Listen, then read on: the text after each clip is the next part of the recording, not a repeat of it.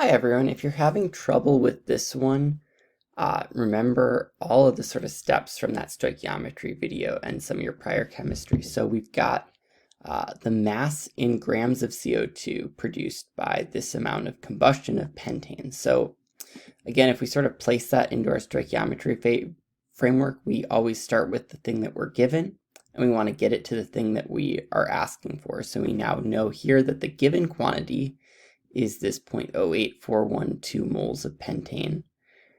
So that'll go over here on the left. And then where we want to end up with over on the right, in this case, is going to be grams of CO2. So that's our desired quantity at the end. To get there, we see that we are given moles to start with. We always want to first convert to moles. In this case, we already have moles, so we're good, but then we're going to go to moles of desired. So we have moles of pentane. We're going to need to get to moles of CO2. That's going to be sort of the first conversion we're going to need to make, and then eventually we'll go to grams of CO2.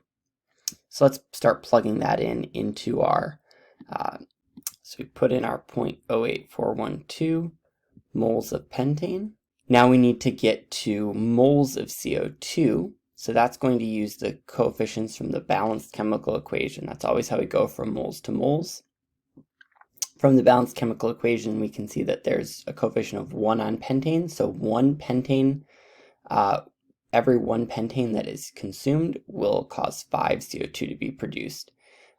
So 1 pentane is equal to 5 CO2.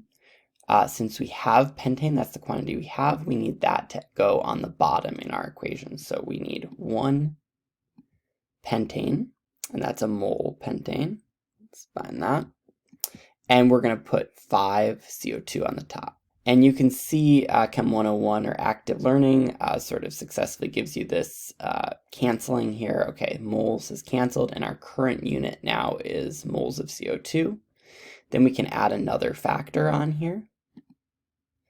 Now, remember, we need to go from moles of CO2 to what we want, which is grams of CO2. So the conversion factor here is just obtained by adding up the mass from the periodic table, 12.01 plus 2 times 16 for each of the 2 oxygen atoms.